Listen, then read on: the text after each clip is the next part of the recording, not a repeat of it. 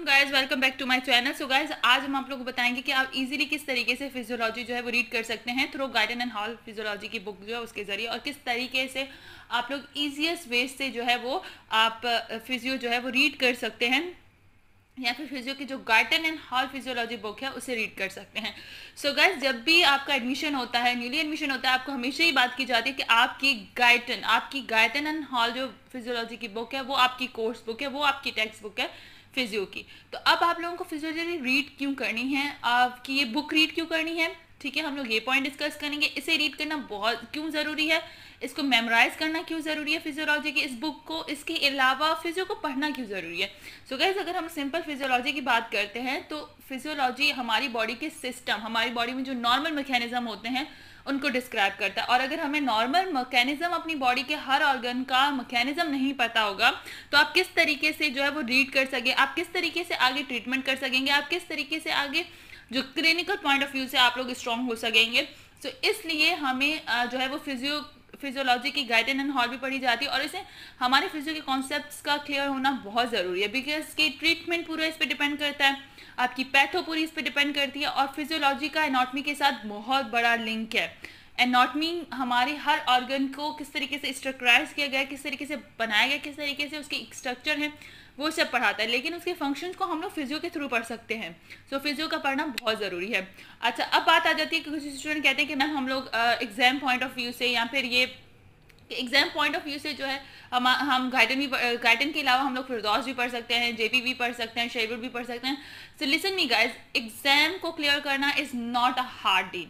Exam हर student जो है वो क्लियर कर जाता है, बिकॉज आपके पास प्रेशर होता है, आप कुछ ना कुछ कहीं ना कहीं से लेके आ जाते हो, आपने लेक्चर्स अटेंड किए होते हैं, आपकी कन्वर्सेशन, अपने ग्रुप कन्वर्सेशन ऐसी होती है अपने स्टूडेंट्स के साथ, क्लासमेट्स के साथ आप लोग कर लेते हो, ट्यूटोरियल आपके होते हैं, टीपीएल आपके होते हैं, तो आप किसी न किसी तरीके से एग्जाम क्लियर कर जाते हो। लेकिन बात आती है इन्फॉर्मेशन की, और एमबीबीएस की चाहे एक मंथ का कोई मॉड्यूल हो या आपका सेमेस्टर सिस्टम है, एनुअल सिस्टम है, अगर एक टॉपिक आप लोगों ने पढ़ लिया तो आपके पास इतना टाइम भी नहीं होता कि उसको दोबारा रिवाइज कर सके, क्योंकि आगे बहुत सारे टॉपिक आपका वेट कर रहे होते हैं।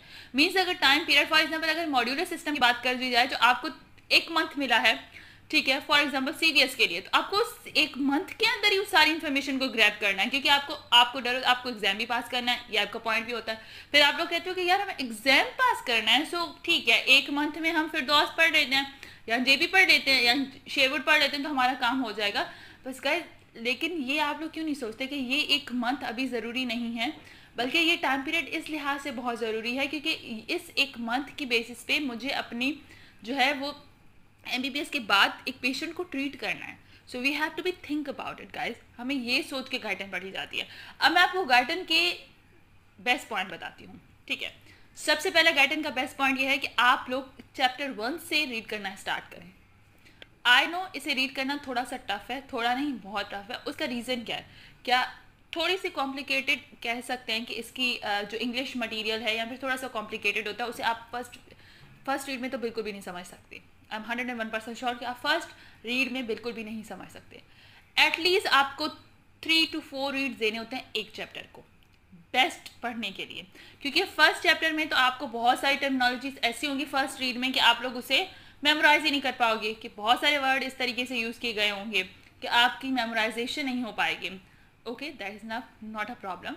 आप सेकेंड रीड दें, आप थर्ड रीड दें।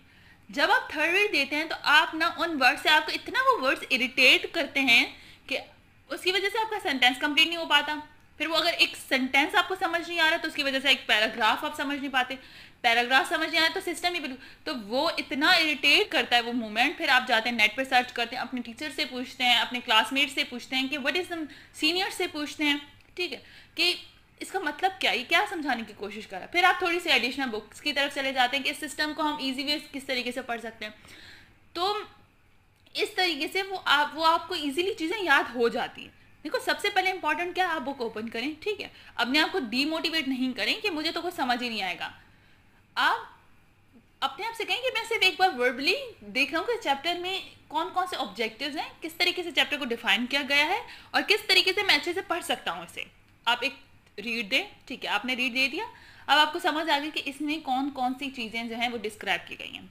देन ऑब्वियसली आपने लेक्चर्स लिए हुए होंगे, अपने नोट्स उठाएं, अपने वो लेक्चर्स होते हैं तो टीचर्स आपको पीपीटीज प्रोवाइड करते हैं, इजीएस्ट वे होते हैं, आपको नोट्स प्रोवाइड करते हैं, सीनियर से आप नोट्स लेते हैं, या आप जो भी शॉर्ट बुक है आप लोग कहते हैं कि मेरी ये शॉर्ट बुक है वो शॉर्ट, एक बार थॉरली उन शॉर्ट बुक से ही देख लें आप। देन उसके बाद आप लोगों ने देख लिया कि ये ऑब्जेक्टिव्स है, आप एक एक ऑब्जेक्टिव को सिंसियरली पढ़ें इस रिस्पॉन्सिबिलिटी के साथ कि कल को मुझे पेशेंट को ट्रीट करना है। जब ये रिस्पॉन्सिबिलिटी आ जाएगी तो आई एम श्योर आप लोग पढ़ना स्टार्ट कर लेंगे। गाइज इस वक्त एग्जाम पॉइंट ऑफ व्यू से सोचना इज बेस्ट। मार्क्स के लिए हमें गेम खेलना पड़ता है, मार्क्स आर ऑलवेज आपकी जजमेंटल पॉइंट होते हैं कि आपको, क्योंकि आप एक चीज़ लिख रहे हो तो आपको वो मार्क्स को आगे टीचर्स को पहुंचानी भी आनी चाहिए आप लोगों को, ठीक है। ओके, मार्क्स के लिए आप लोगों को मेहनत करनी पड़ेगी, दैट्स ट्रू, बट नॉलेज के लिए भी मेहनत करो।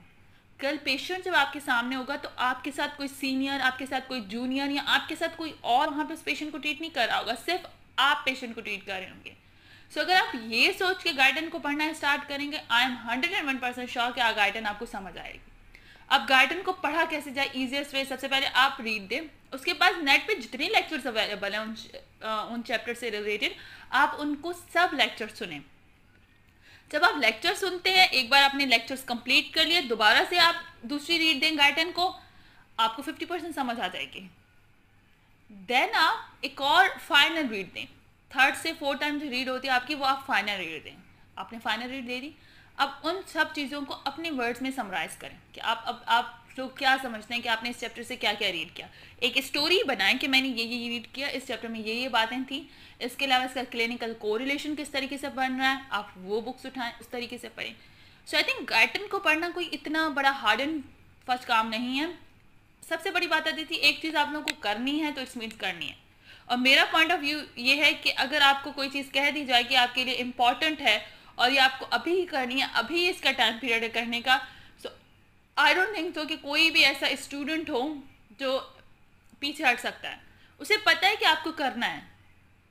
जब आपको ये भी पता है कि आपको एग्जाम भी पास करना है तो आप यहीं से पढ़ें गाइडन।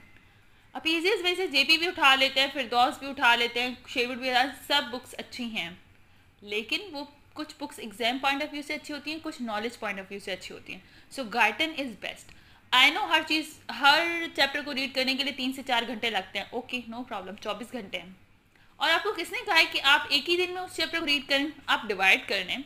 कि मैंने अगर यहाँ फिर आप डे टाइम्स में डिवाइड करेंगे, अगर मैंने सुबह को इसके 3 ऑब्जेक्टिव्स पढ़े हैं 1 घंटे में, ओके फाइन, अब मैं शाम 5 बजे के बाद इसके 3 ऑब्जेक्टिव पढ़ूंगा, देन मैं, ठीक है, मैंने आज 6 ऑब्जेक्टिव्स के पढ़ लिए, कल मैं इसको 3 टाइमिंग्स में डिवाइड करूंगा।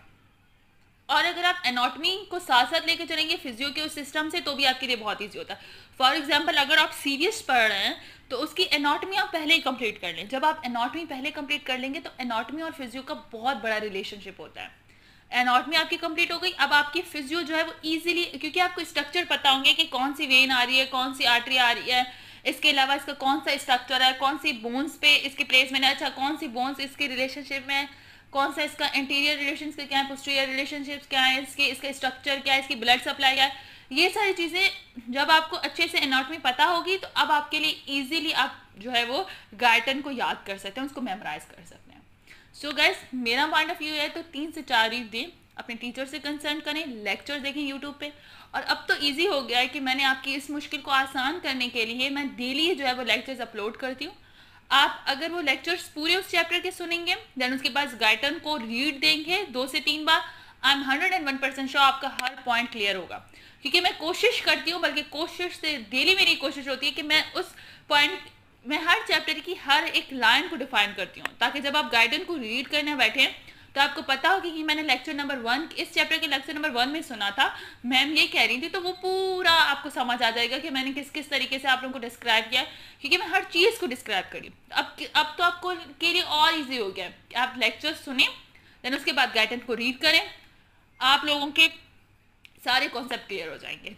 उसके बाद हम लोग साथ साथ क्लिनिकल कोरिलेशंस को भी लेके चलेंगे ताकि वो चैप्टर्स आपके लिए और ज़्यादा क्लियर होते जाएं। So guys Guidon is the best book, जितना भी मेरा पॉइंट ऑफ व्यू है, क्योंकि मैंने जितना सुना है इसके बारे में, उसके बाद जितना मैंने इसको रीड किया है, उसके बाद एक जितनी हेल्पफुल हुई है, आई फील लाइक दैट आप गाइडन को रीड कर जाते हो, आई एम 101% श्योर कि आप लोग की फिजियो इतनी अच्छी हो जाती है कि आपके लिए दूसरे सब्जेक्ट का डर नहीं होता।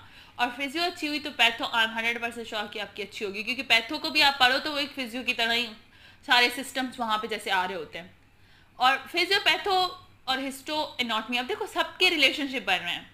जब हम लोग हिस्टो पढ़ते हैं तो टीचर्स क्या कहते हैं, आप उनकी हिस्टो अच्छी करें ताकि आपकी पैथो अच्छी हो। जब हम फिजियो पढ़ते हैं तो टीचर्स क्या कहते हैं, फिजियो पढ़ें ताकि आपकी पैथो अच्छी हो। अच्छा, फिजियो पढ़ने के लिए जब हम लोग एनाटॉमी पढ़ते हैं तो मोस्टली टीचर्स का ये कॉन्सेप्ट होगा, एनाटॉमी आपकी अच्छी होगी तो फिजियो आपकी अच्छी हो जाएगी, क्योंकि आपको सिस्टम्स का पूरा स्ट्रक्चर याद है, फिर उसके फंक्शन याद करना बहुत ईजी हो जाता है। सो आई थिंक गाइटन को रीड करना बहुत आसान है। आप लेक्चर्स को पहले सुने, देन उसके बाद गाइटन को रीड करें। आई एम 101% श्योर कि आपकी जो नॉलेज है उसमें इजाफा होगा और आप इजीली जो है वो अपने पॉइंट्स को डिस्क्राइब कर सकेंगे, एग्जाम पॉइंट ऑफ व्यू में भी अच्छे से डिस्क्राइब कर सकेंगे।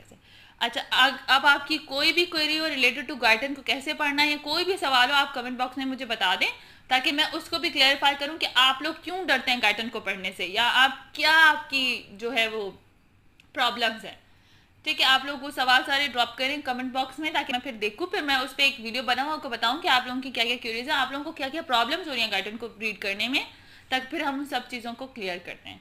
आई होप अब आप लोगों को समझ आ जाएगा कि आ गया होगा कि गाइटन पढ़ना क्यों आसान है, गाइटन को कैसे इजीली पढ़ा जा सकता है और गाइटन को पढ़ना क्यों ज़रूरी है। अगर आप ज़रूरत को समझेंगे तो आई एम 100% श्योर आप लोगों को गाइटन समझ आ जाएगी।